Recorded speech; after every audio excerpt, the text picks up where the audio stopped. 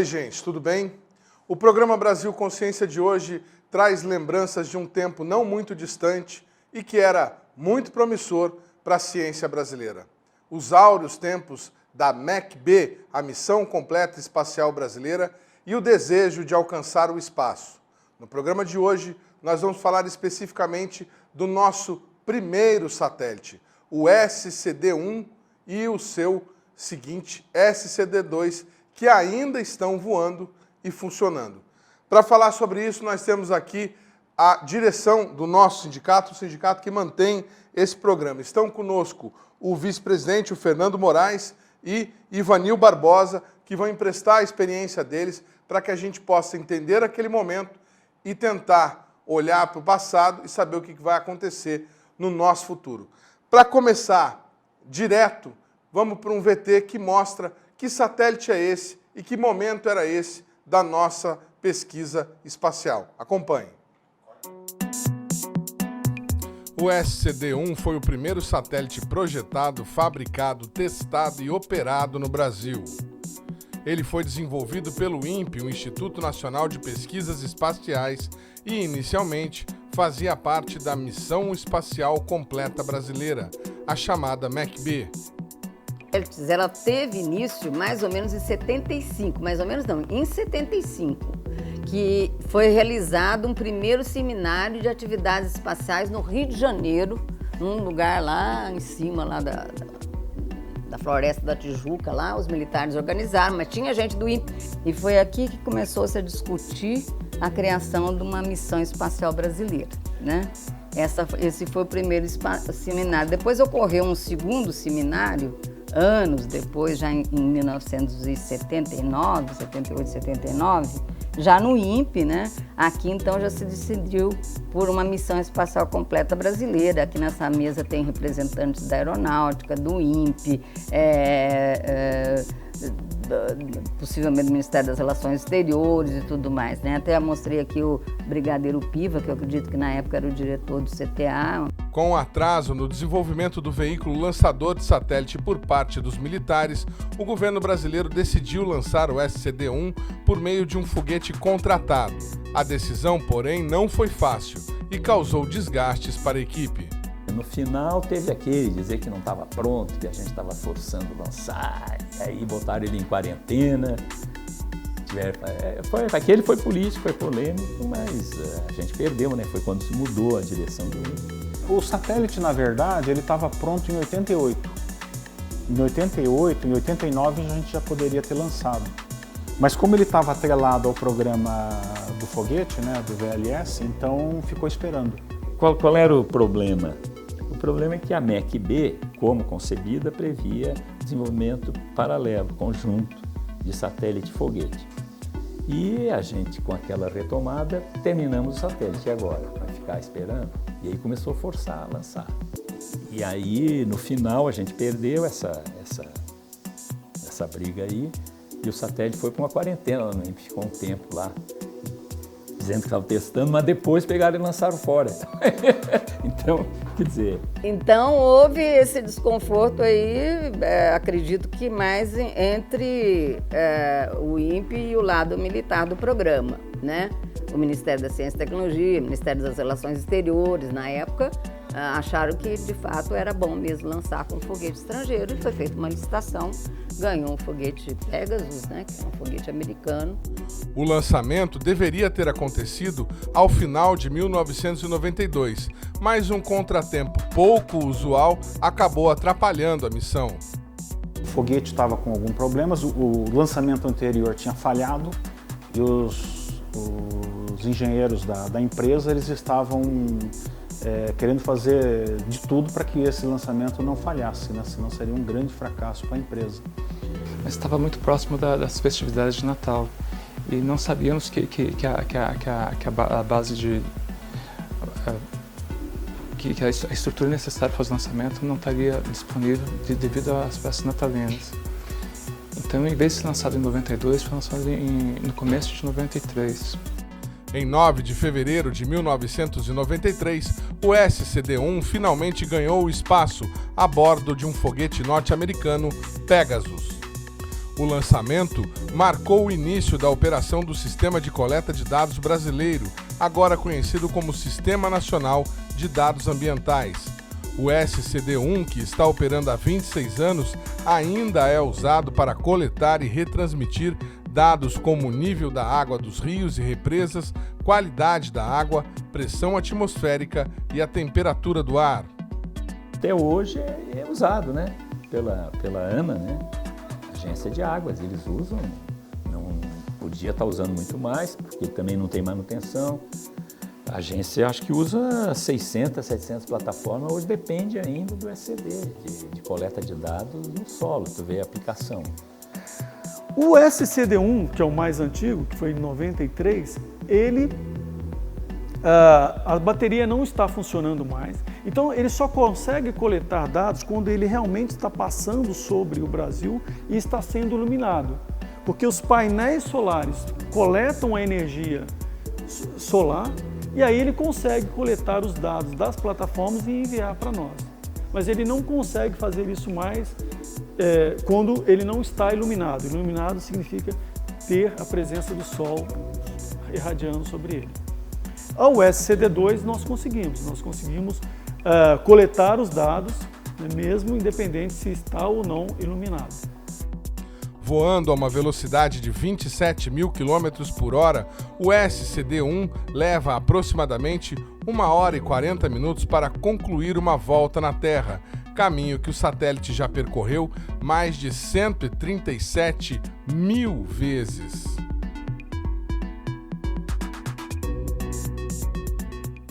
Lembranças de um passado não muito distante em que o Brasil sonhava em ser grande.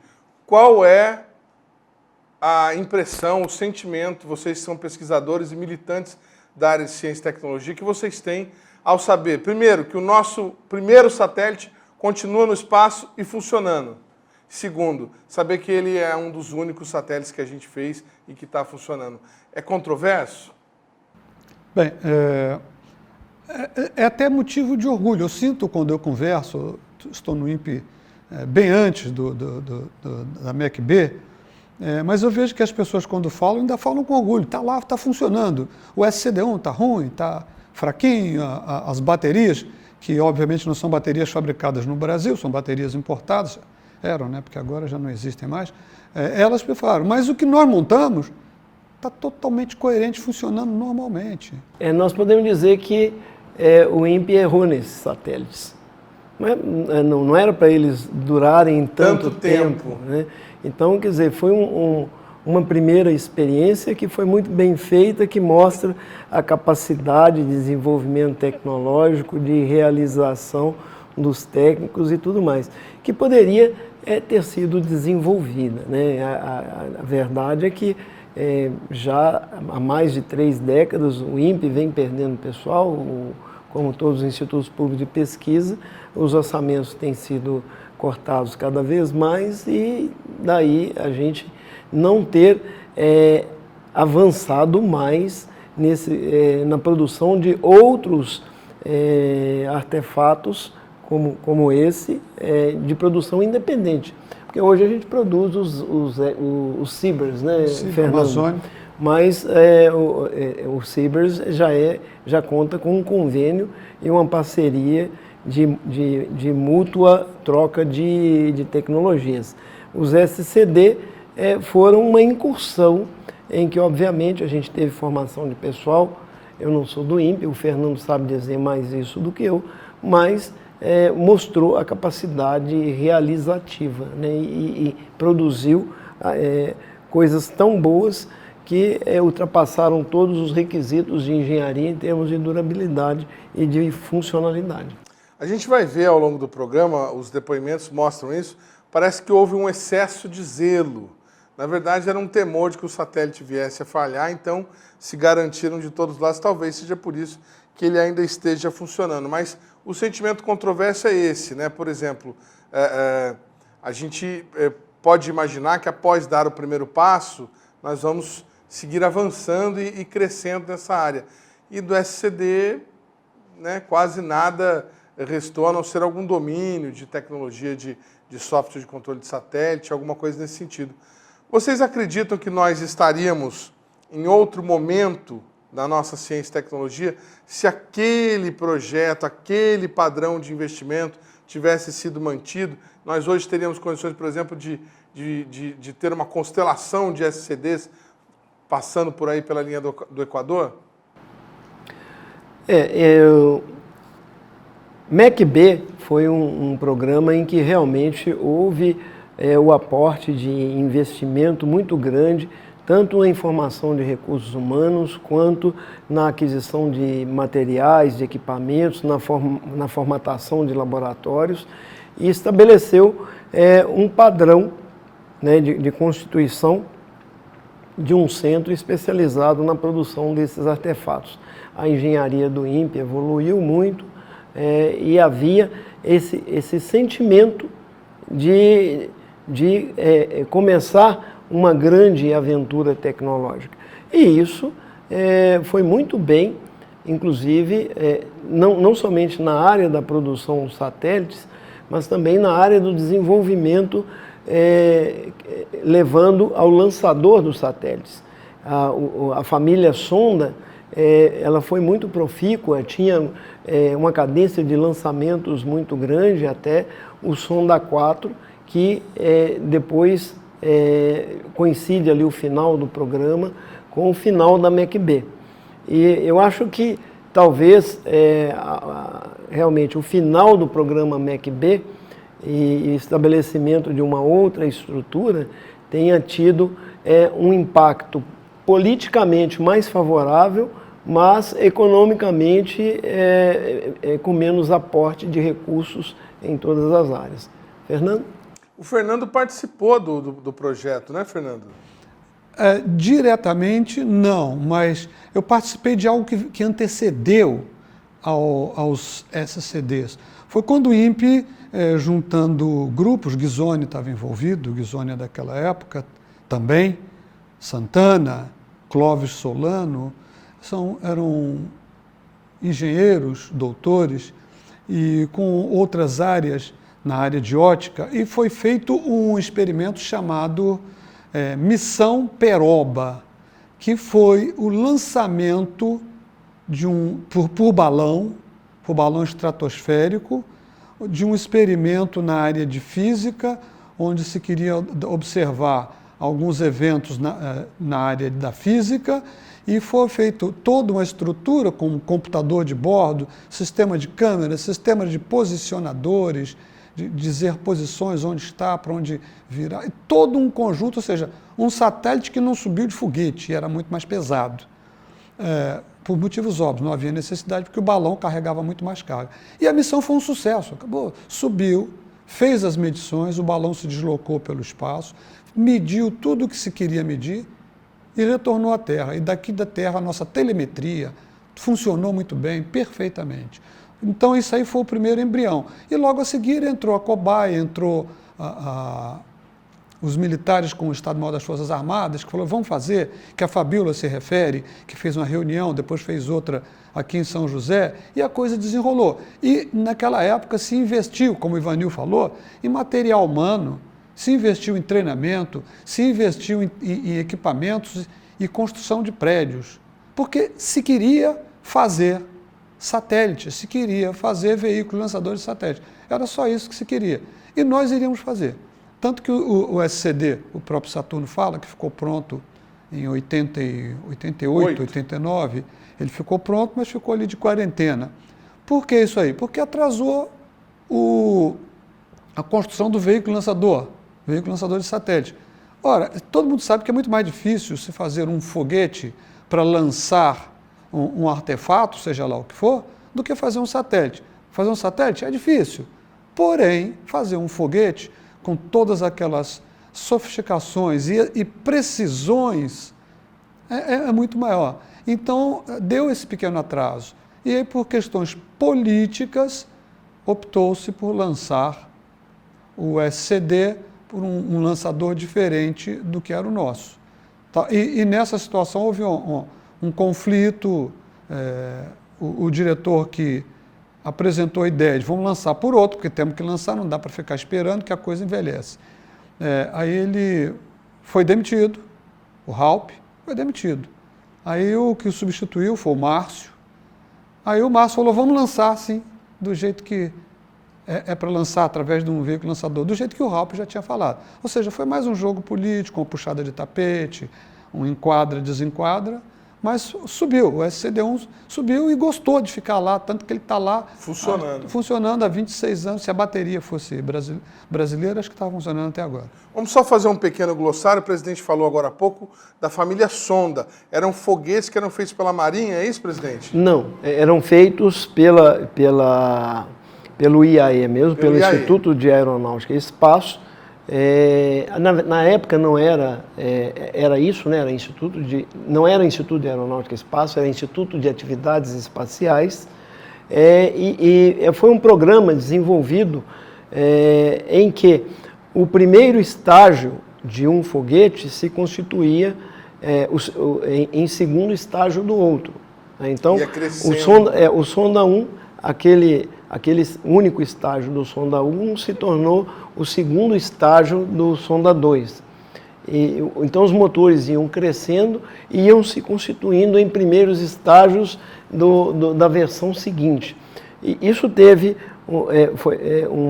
uma dinâmica muito grande, houve vários lançamentos, e essa filosofia é utilizada até hoje pelo IAE nos desenvolvimentos dos motores, né? Então, por exemplo, o VSB-30 utiliza um motor VS-30.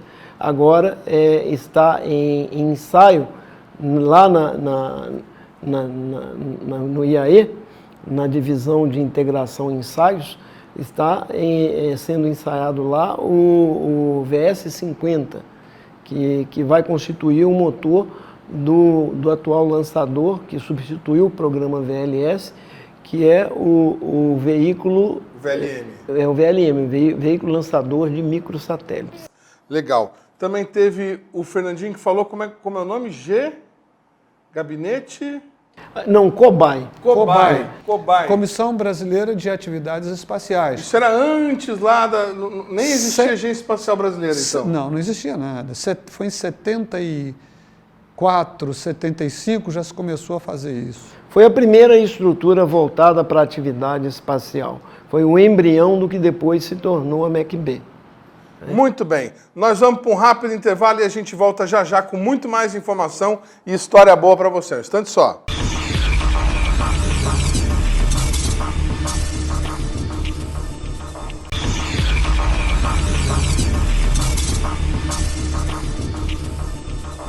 Segundo bloco Brasil Consciência, estamos de volta falando hoje da história do nosso programa espacial brasileiro, o nosso primeiro satélite, o SCD-1, satélite de coleta de dados que está há 26 anos ininterruptamente funcionando lá no espaço.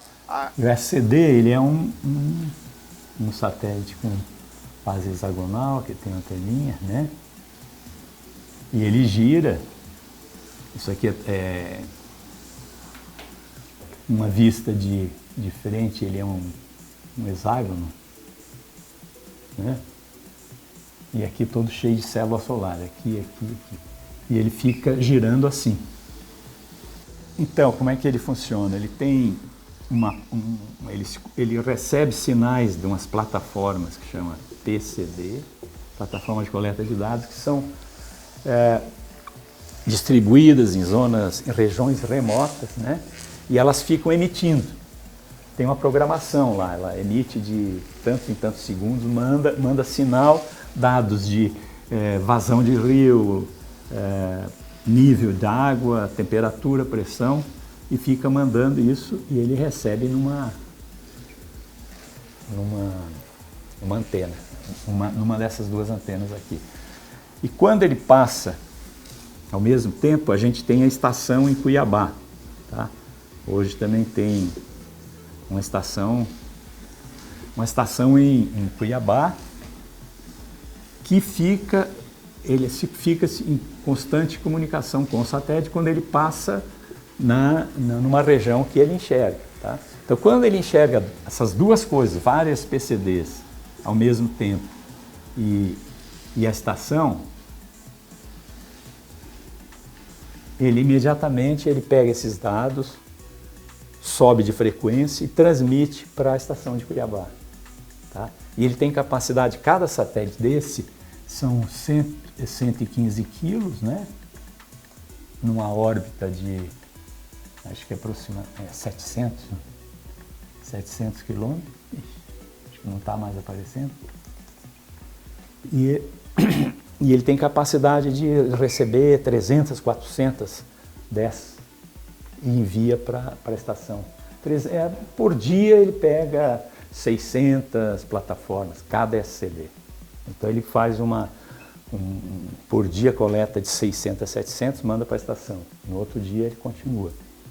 E a ideia aqui era para ter 1, 2, 3, vários satélites desses e encher principalmente a região dos rios, né, que o Brasil tem a maior volume de água doce do mundo, longe, e sofisticando os sensores de monitoramento desses rios, né, desde não só por causa de enchente, mas qualidade da água, onde tem mineração. Quando o Brasil contratou o programa CIVAM, tá? Você tem ideia? O CIVAM existia uma necessidade de ter uma estação em Manaus de recepção de dados do SCD. Então a empresa americana foi atrás de quem conhecia o SCD para poder fazer a estação. E nós que fizemos. Quando eu estava lá na Equatorial, aqui em São José. Nós que fizemos essa estação para uma empresa americana que aí vendeu para o Brasil. Hoje em dia ele está meio capenga, as baterias estão já prejudicadas, mas continua mandando bip-bip aqui para a Terra. Vamos ver num VT qual era o sentimento da equipe e por que eles acham que o satélite durou tanto tempo. Acompanhe. Procurou ser bastante conservador. Foram feitos todos os modelos possíveis para que a gente aprendesse a fundo tudo que poderia acontecer. Desde uma maquete de madeira para passar os fios, para a gente estudar a cabelagem, até essas maquetes radioelétrica, maquete eletrônica, maquete de identificação, maquete de engenharia. Então, como por exemplo, tempo de vida. A gente dizia que ia durar 1 ano, para se garantir, né? Durou um irrão para diabo. Mas a gente botava tudo para garantir. Tudo foi feito com muito mais margem de segurança do que hoje se faz, né? Muito mais. Né? Era o primeiro satélite, a gente não tínhamos experiência, tínhamos todas as inquietações de primeiro filho. Tomamos cuidados redobrados para que desse certo. E algumas vezes até cometimos alguns exageros. O VLS eles fizeram o contrário da gente. Eles foram ousados demais. Né? Por exemplo, aquele cluster de 4, e separar todos os 4 juntos, quando ele aciona os 4 propulsores juntos e depois separa tudo junto. Aquilo ali era muito complicado. Eles não quiseram, ou não sei qual foi, quer dizer, foi um caminho diferente. No nosso, nós somos com medo. Foi no medo mesmo. Não podemos errar isso aí nunca. Né?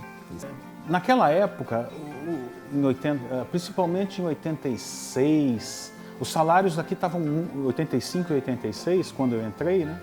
Os salários estavam muito mal, muito baixo. E muita gente saiu nessa época. Mas depois deu uma estabilizada, os salários deram uma melhorada e o projeto começou para valer.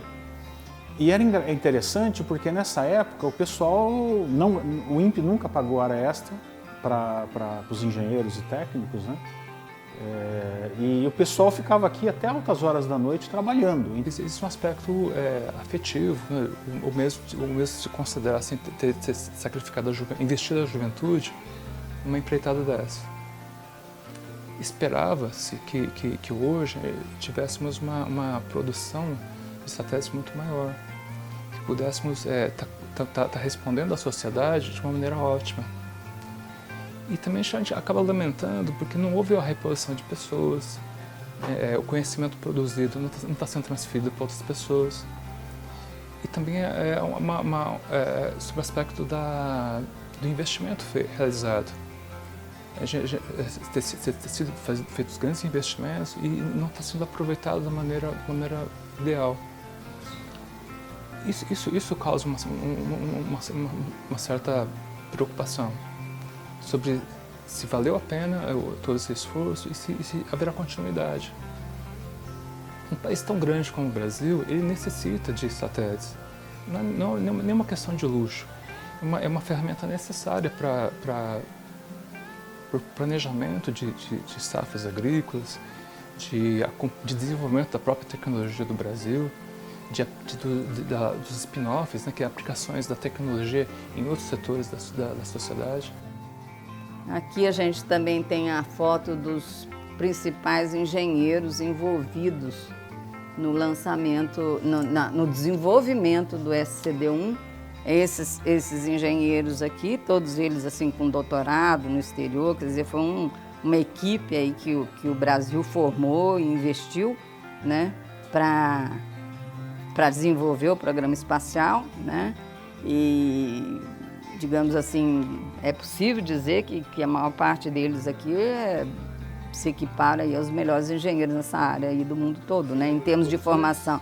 Sim, me lembro de todos eles. Isso aqui é o Pavel Rosenfeld, né? Eu não vou chamar de doutor, porque todos eram, tá? Aidano Barreto Calhau, Derli, Chaves Machado, ele não era da área de tecnologia espacial, mas ele trabalhava em área correlata. Dr. Bergamini, Clóvis Solano, Carlos Eduardo Santana, Jano Cono, César Ghisoni, Marcelo de Oliveira Lopes, José Bianchi Neto e Walter Bento da Silveira. E possivelmente muito disso já se perdeu.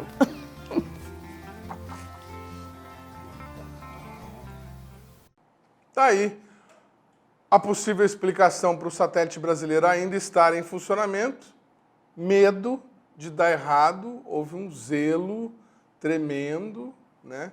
E aplicaram componentes, equipamentos que eram de satélites de outra categoria para que nada desse errado. Enquanto isso, do lado militar da MEC-B, a ousadia acabou custando caro, o foguete nunca chegou ao espaço. Qual que é a avaliação que vocês fazem?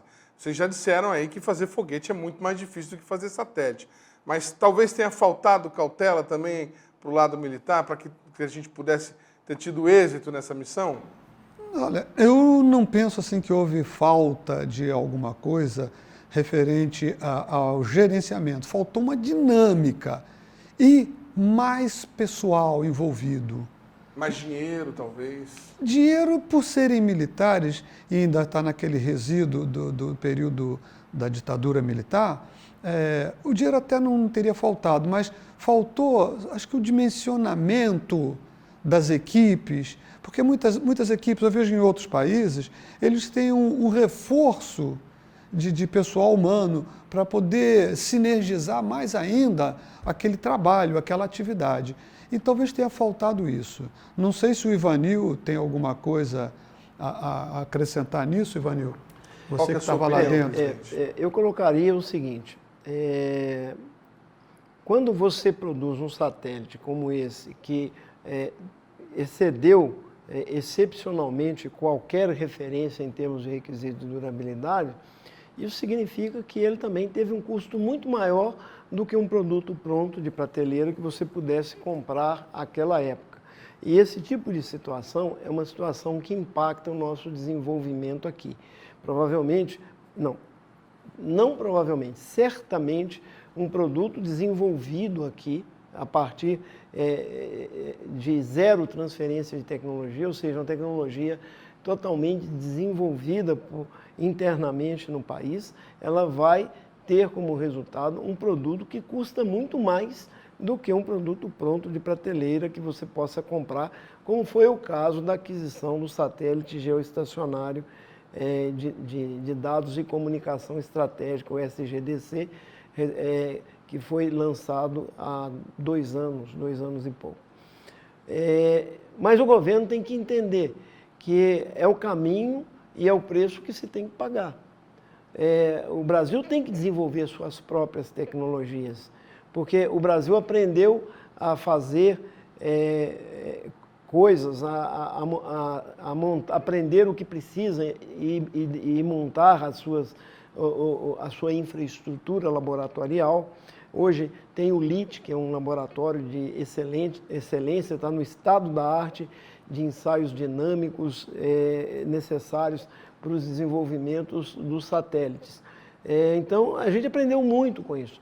E é preciso que a gente entenda que faz parte do caminho e que é preciso, sim, gastar, é preciso, talvez numa necessidade premente, como a que temos hoje, talvez mesclar as duas coisas, se estabelecer aquisições para situações como a de inclusão digital de todo o país, estabelecimento de banda larga em todas as regiões do país, mas não abandonar a pesquisa de desenvolvimento nacional e até usar essa estrutura, esse poder de compra do governo para se estabelecer programas de offset, de transferência de tecnologia e de parcerias que possam alavancar o nosso próprio desenvolvimento.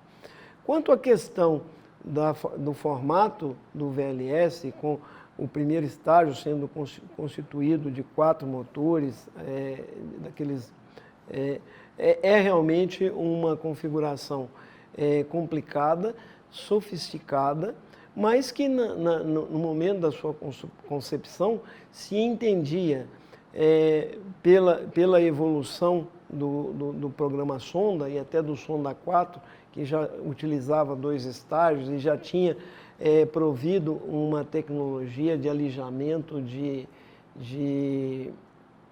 motores queimados, né, que se conseguiria fazer isso de uma forma mais facilitada. Eu não acho que isso foi o que impactou o atraso do desenvolvimento do veículo, mas nós já falamos isso em outros programas, a gente era muito dependente de etapas de fabricação do foguete que eram feitas em outros lugares e de materiais que nós adquiríamos também, importávamos de outros países. Num dado momento, nós fomos bloqueados, tivemos o acesso às instalações que necessitávamos para fazer os tratamentos térmicos dos motores lá nos Estados Unidos e, posteriormente, tivemos o bloqueio do envio de blocos de grafite que usávamos para fazer as tubeiras móveis que vetoravam o voo e faziam o controle do voo do veículo. E isso aí, só esses 2 efeitos nos atrasaram por uma década no desenvolvimento do VLS. O problema maior do VLS, o crucial e impactante, foi a etapa final, digamos, os últimos anos, após o acidente em 2003 do VLS-1 veículo 3, em que, após reconstruída a torre de lançamento, de integração e de lançamento, estavam planejados 3 lançamentos entre 2017 e 2019. Em 2017 haveria o lançamento do VLS XV1, veículo 01, V-Cisnave, que era chamado do V-Cisnave, que era um veículo que queimaria apenas o primeiro e o segundo estágio para certificar essas etapas e para certificar também o sistema de navegação, daí o nome V-Cisnave. Em 2018 aconteceria o lançamento do mesmo veículo, da mesma série, VLS-1, VXV-02, que faria toda a etapa de certificação de lançamento completo. E, finalmente, em 2019, haveria o lançamento do veículo VLS-1V04, aí dando sequência à numeração pré-acidente, né? O veículo 03 foi o que explodiu. E aí, esse veículo 04 faria o lançamento do satélite Amazônia 1. E nada disso foi realizado.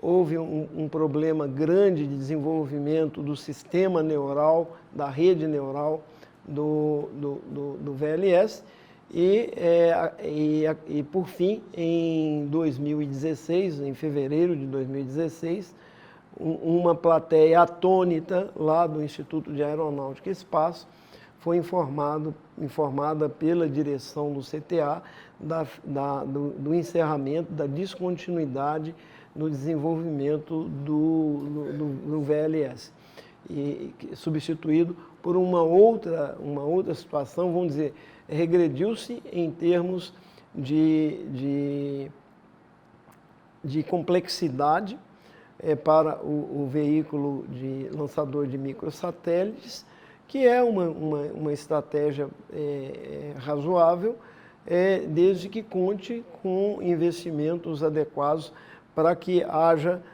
evolução a partir do sucesso do VLM, que está sendo desenvolvido em parceria com a Alemanha e é um projeto voltado para a indústria. O que também pode produzir alguma polêmica em termos do domínio ainda por parte do governo de algumas atividades que absolutamente não estão ainda maduras para terem sustentabilidade econômica, comercial e, portanto, o VLM, considero, é um projeto frágil em termos de sustentabilidade por conta disso, porque depende de uma indústria. A indústria é legítimo que tenha lucro, mas o VLM não é um veículo que vai trazer lucro perene à empresa, à indústria nacional. Então, é preciso ainda contar com muito aporte de recursos da União para que haja o desenvolvimento de lançadores. Muito legal. Tivemos aqui com o nosso presidente uma explanação sobre a história dos lançadores do Brasil. Você que quiser mais informações sobre isso, nosso terceiro programa, Brasil Consciência, edição número 3, traz um retrato mais amplo de toda essa história sobre os lançadores, e em breve nós também estaremos fazendo um programa sobre o novo VLM, que está lá em desenvolvimento na Avibraz. Seguindo em frente, então, um pouquinho mais de história, vamos acompanhar o depoimento de quem era o chefe da engenharia do INPE naquela época e que traz algumas informações interessantes para a gente. O SCD ele começou um pouco antes, né? Em 1979, o Brasil, né, decidiu fazer um programa com a França. E eles deram o nome de MEB, que era Mission Espacial Brasileira, só, sem o C. E aí o INPE mandou, em 79, nós fomos em 12 para a França, 12 pessoas, e lá que foi concebida então a missão. Eram 2 satélites de coleta de dados baseados numa experiência francesa de coleta de dados que eles tinham, e 2 que seriam de observação da Terra. Então, quando nós voltamos, houve uma não concordância de parte do Brasil, principalmente do pessoal do CTA, que queriam um lançador sólido, e os franceses dispuseram a passar para o Brasil um lançador líquido. Naquela época, 79, o SCD foi um dos primeiros satélites de pequeno porte. Quando a tendência era sempre grandes satélites, o SCD foi meio único, porque claro que no passado teve satélite de pequeno porte, mas usava outra tecnologia, muito mais antiga. E nós já introduzimos esse pequeno, para você ver como ele foi, de fato, era inovador, que teve o primeiro congresso de pequenos satélites, primeiro congresso na Europa de pequenos satélites. Nós fomos convidados para ir lá apresentar a experiência do SCD. Fui o Santana, foi cada um, e apresentamos. E era novidade na época. Só que, infelizmente, depois as novas direções do INPE abandonaram o SCD, deixaram de lado. Tinha uma grande celema no INPE, discussão, tinha um cunho dos dois lados, até meio político. Tinha uma turma que defendia a estabilização para o gradiente de gravidade. O satélite tinha que entrar e tinha que soltar um mastro, então tinha uma peça móvel. Esse mastro tinha que medir uns 40, 50 metros para baixo, sabe? Para ele estabilizar como um pêndulo. E a outra, que era mais fácil, era por spin, fazer ele girar e deixar lá. E nós, mais da engenharia, que a gente não queria errar, forçamos o spin. E o pessoal mais científico, né, que queria uma coisa mais desafiadora, foram muito contrários ao spin, à rotação, estabilização por rotação. Mas a gente acabou vencendo e colocamos por spin. A gente não ia não tivemos muita preocupação com custo, não era, porque é um satélite experimental e era o primeiro brasileiro. A gente sabia que se falhasse a gente estava ferrado, né? Quer dizer, pô, esse cara. Então, por exemplo, componentes lá, nós pegamos componente para satélite top, né? Então não ia falhar. E tudo foi feito para muito mais margem de segurança do que hoje se faz, né? Muito mais. O sensor solar, ele ajuda a orientar o satélite, que ele mede a posição do Sol. E foi feito, isso é interessante, totalmente projetado no INPE, a parte de microeletrônica fabricada no laboratório de microeletrônica da USP, testado lá e depois se perdeu, está lá dentro. Podia ser um produto comercial. Infelizmente o SCD não teve sequência. Não vou botar a culpa em ninguém, porque eu também fui um dos culpados de incentivar muito os cibers, entendeu? Quando a gente entrou com a China, o time é pequeno, você acaba priorizando um outro lado, né? E, de fato, a gente perdeu uma chance de ter ido em frente com isso aí. Muito bacana a história da nossa indústria aeroespacial sendo contada aqui no Brasil Consciência. A gente volta no rápido intervalo, um instante só.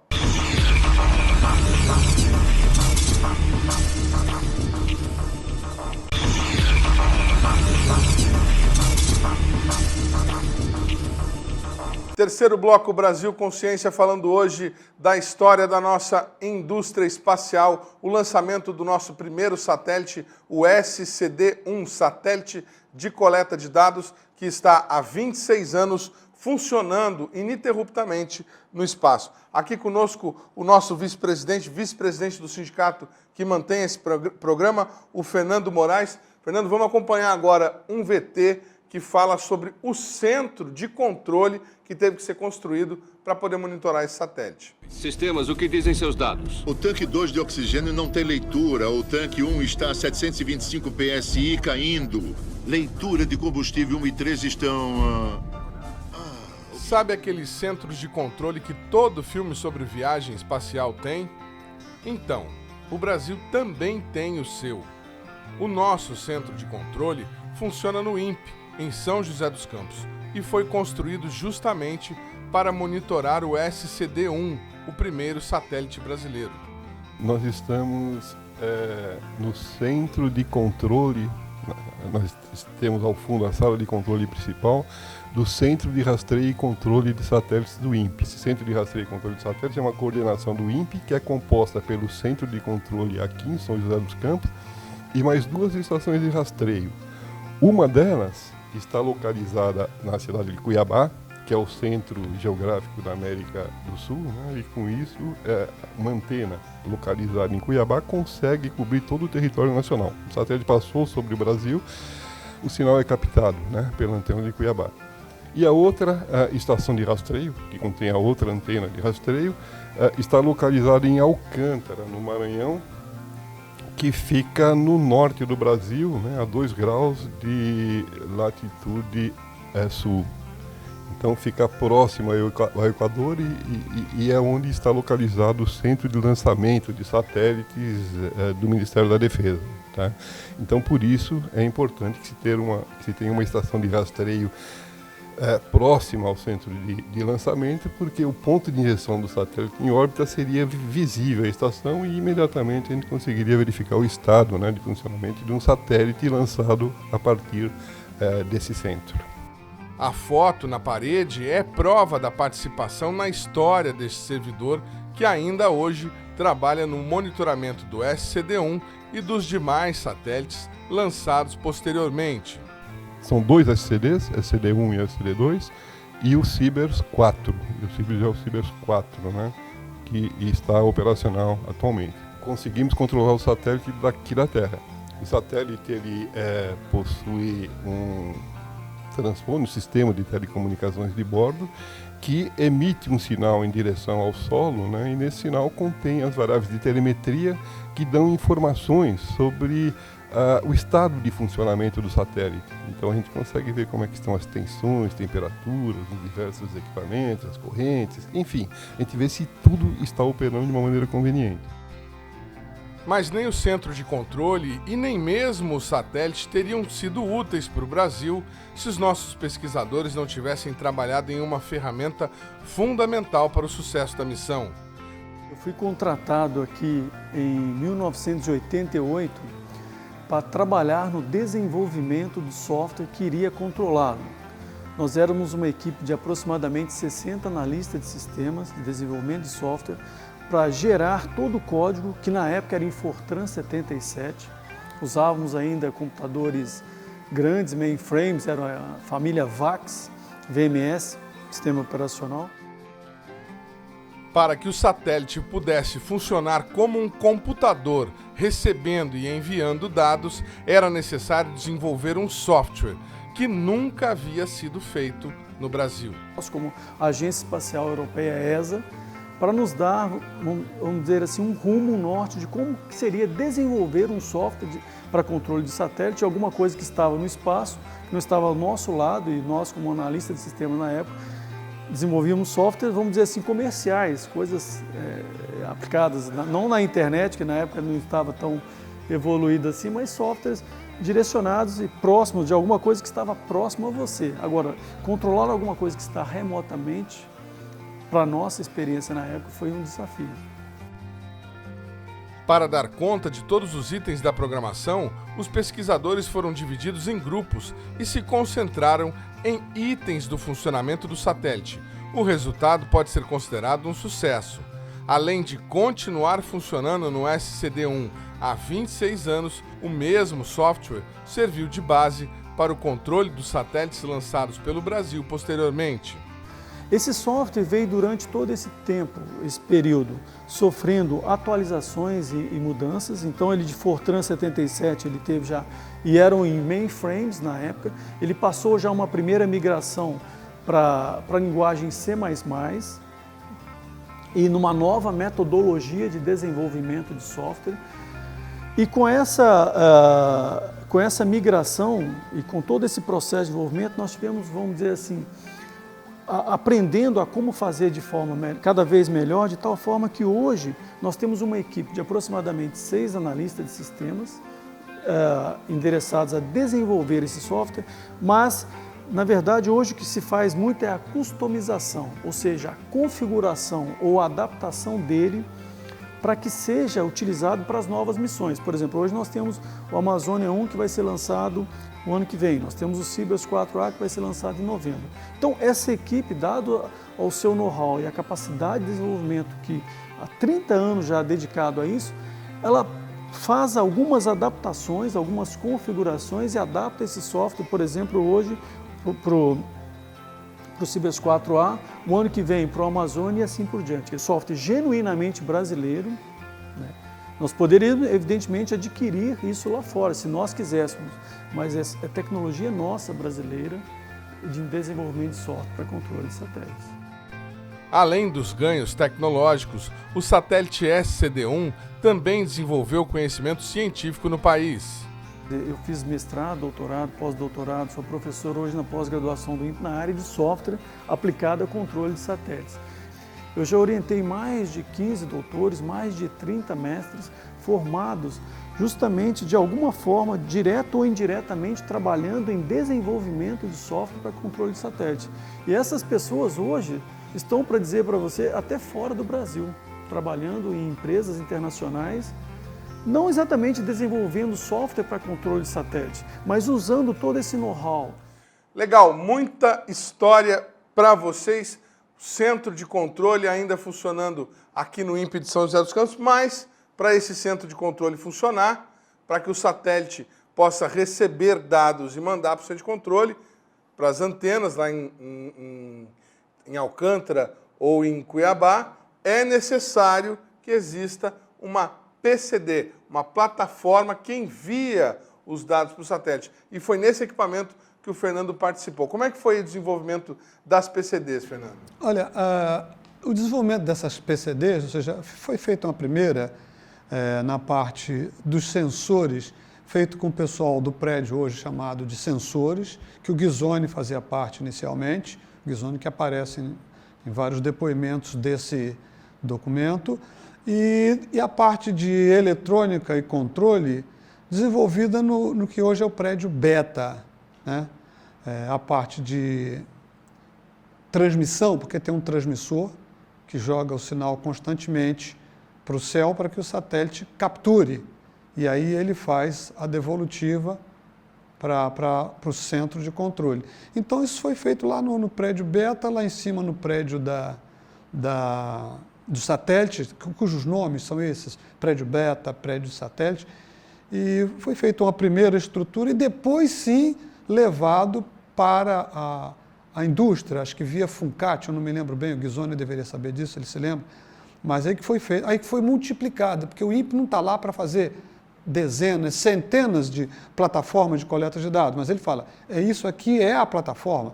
Eu me lembro bem, a primeira foi num tubo comum de PVC, lacrado com a placa, eu me lembro que eu fiz o layout da placa, colocamos, né, o Benjamin na parte de RF e antenas, cara, muito bom nisso, já aposentado, como a maioria de todos nós lá, e isso foi passado para a indústria, todo o projeto, medidas, componentes, toda a qualificação dessas plataformas, a plataforma fica colocada remotamente, ela tem bateria, pode ser que fique em algum lugar que não precise de bateria, tem uma bateria se faltar energia, mas tem lugares que é só a bateria ou um painel solar, né, para que ela continue funcionando de modo remoto.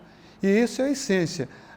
A ideia dos chefes, dos interessados, é que essas plataformas cobrissem o Brasil todo, tivesse plataformas funcionando no Brasil todo, para dar todo tipo de informação, seja de umidade, seja de chuva, seja de nível de represa, de temperatura, tudo isso se faz. Inclusive lá no INPE tem algo interessante que casaria, estou usando o verbo fora de um futuro do presente, estou usando algo que poderia acontecer. Temos lá uma pesquisadora também aposentada, Maria do Carmo Nonô, que desenvolveu sensores de umidade que podem ficar no subsolo. Isso existe em alguns países, mas isso é muito caro, mas ela desenvolveu de forma barata, lá inclusive com um aluno, e depois isso tomou um caminho muito ruim, que esses sensores, em sendo colocados remotamente, por exemplo, em represas lá em Minas Gerais, eles poderiam dar informações, desde que tivesse a plataforma de coleta dos dados, ele pegava todos aqueles dados daqueles inúmeros sensores e dava o status em tempo real daquela represa. E se, a gente poderia saber que Brumadinho ia romper, por exemplo. Que corria risco.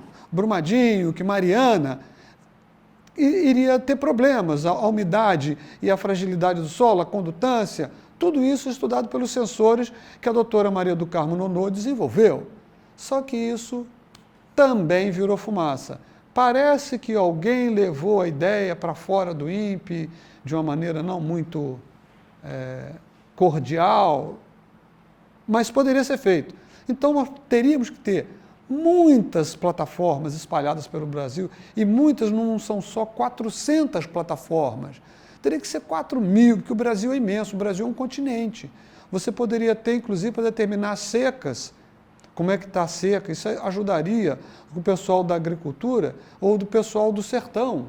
4.000 ainda é pouco, né? Porque tem mais de 5.000 municípios. Realmente.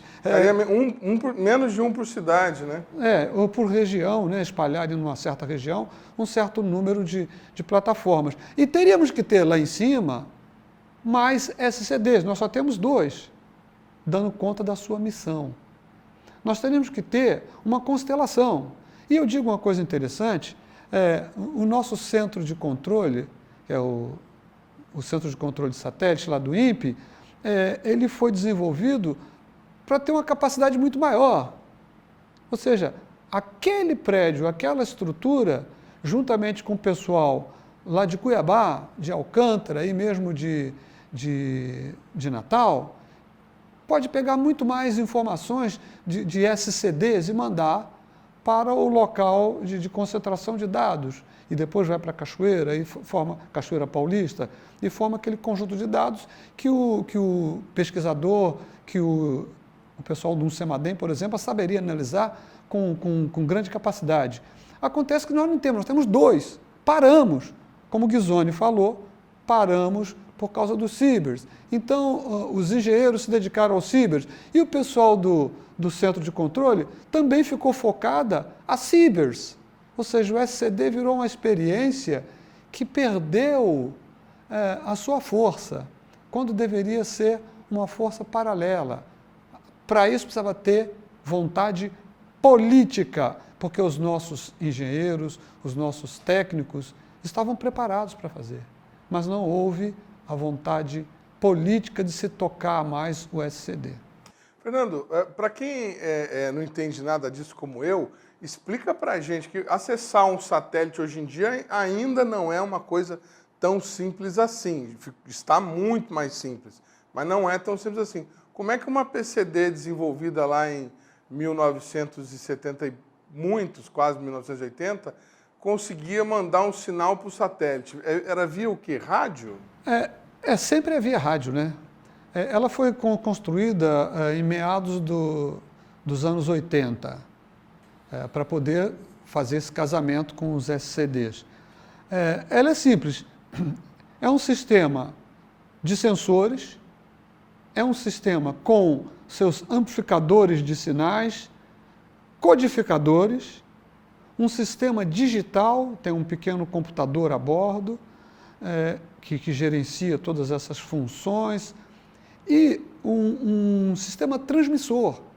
Ele transmite o tempo todo, ele não se preocupa em parar, tem satélite, não, ele não faz isso. Ele transmite o tempo todo os seus sinais. E o satélite, quando passa por cima dele, captura esse sinal. O satélite tem um sistema receptor desenvolvido no INPE, muito bom, com grande sensibilidade. A nossa tecnologia, a nossa capacidade, os nossos engenheiros têm capacidade, tinham e têm capacidade de fazer sistemas de receptores numa frequência específica, numa banda estreita, para não ter atropelamento, interferências. Eles conseguiam fazer aquela montagem das bandas de maneira adequada. E a sensibilidade dos nossos receptores a bordo do SCD, as antenas que foram desenvolvidas tanto na plataforma, que tem que ter uma boa antena, que ela tenha baixíssima perda, quanto nas antenas que ficam no SCD, você pode ver que tem um formato até um pouco diferente do que a gente poderia chamar de antena. Elas são muito boas, com altos ganhos, e os circuitos internos dentro do satélite, do SCD, são circuitos com altíssimo nível de discriminação, eliminar ruídos, interferências e deixar um ganho muito bom. Aí o satélite também tem uma outra antena que manda de volta para a Terra, que é para o centro de controle, que fica o pessoal lá dia e noite, em turnos de 6 horas, tem sempre 2, 3 operadores. Não sei se agora com as aposentadorias que estão ocorrendo, estamos começando a perder gente, e aí começa a se trabalhar na situação limite. Mas sempre tem 2, 3 operadores, ou tinha no começo, 6 horas por dia, em turnos de 6 horas, 24 horas por dia, e sabendo, principalmente, os horários que os satélites SCD vão passar, porque estão 2, né? Passa um, daqui a pouco passa outro. Pode acontecer que pode passar os 2 quase que simultâneos, não há problema, os operadores sabem trabalhar isso muito bem. Então, essa conexão é feita por um transmissor em terra, que joga uma codificação para o satélite que sabe receber naquelas frequências, decodificar e montar outro para mandar para a Terra. Agora, a gente fez tudo isso. Construímos PCD, Construímos satélite, construímos os centros de controle, o centro de antena, recepção, os centros de recepção. Só tem um problema. O SCD-1 está quase parando e o SCD-2 já ultrapassou a vida útil dele. A gente tem um exemplo do SCD-1 que diz que pode durar muito mais, mas ele já ultrapassou a vida útil dele em muito e pode vir a falhar. Se os dois pararem de funcionar, o que o Brasil faz, o que a ANA faz para controlar nível de represa, de rio, de água nesse país?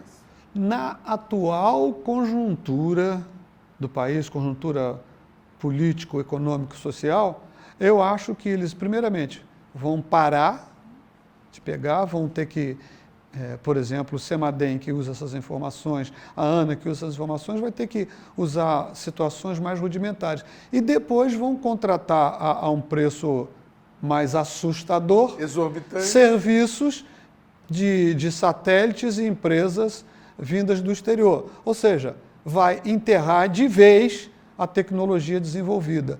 Deve ter gente, penso eu, politicamente pensando, deve ter gente que vai gostar muito disso, de enterrar de vez todas as tecnologias na área espacial do Brasil.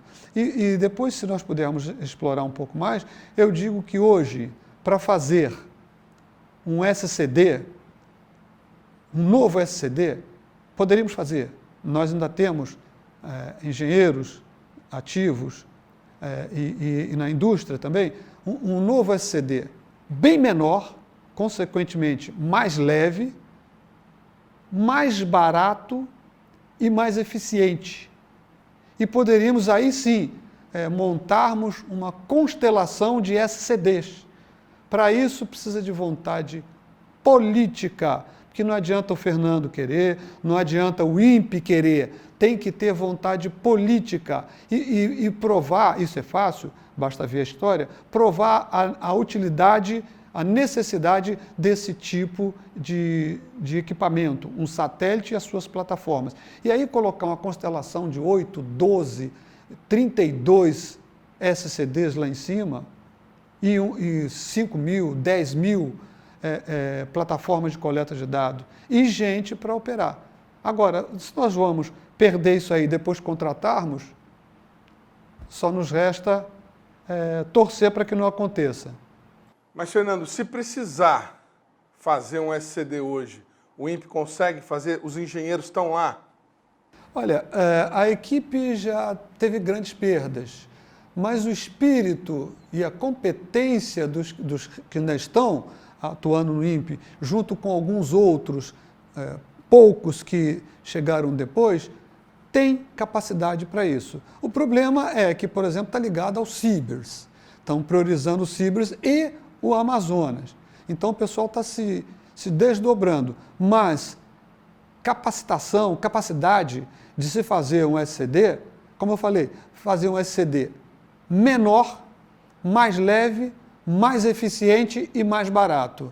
E eu falo isso porque eu conversei com várias pessoas, sempre tive isso na minha cabeça, sempre pensei nessa possibilidade de se voltar a fazer os SCDs, porque eles dariam um grande impulso no crescimento das tecnologias e receber pessoas novas e trazer pessoas de universidades e trazer a indústria novamente para participar desse tipo de satélite, porque é um nicho muito bom e nós poderíamos realmente fazer isso. As equipes do INPE têm capacidade, falta um pouco de gente por causa da diversificação de cibers, Amazonas, e aí entraria o SCD, aí os nossos engenheiros iam surtar de tanta carga, né? Legal, esse foi o programa Brasil Consciência. Você pode nos acompanhar pela internet, está aí na nossa tela o endereço tanto no YouTube quanto no Facebook. Nós estamos sempre às sextas-feiras na TVT, programa inédito às 10 da noite, com reprise às 8 da noite no domingo. Aqui no canal 3 da NET TV Plural de São José dos Campos, também às 10 da noite na sexta-feira, com reprises ao longo da semana. A gente fica por aqui e deseja a vocês uma boa semana. Tchau!